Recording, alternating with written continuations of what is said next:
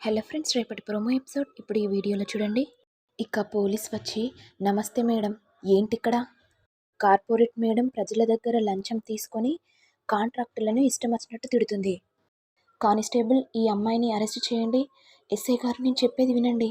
నేను ఏ తప్పు చేయలేదు ఎస్ఐ గారు, నా మాట వినండి.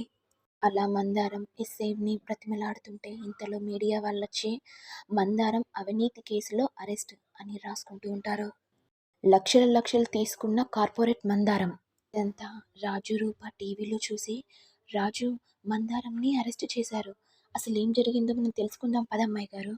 ఇక మందారం స్టేషన్లో ఉండగా పెద్దయ్య గారు, ముత్యాలు, రాజు రూపలు రావడంతో ముత్యాలు ఒక్కసారిగా షాక్ అవుతుంది. ఇది ఏం జరుగుతుంది?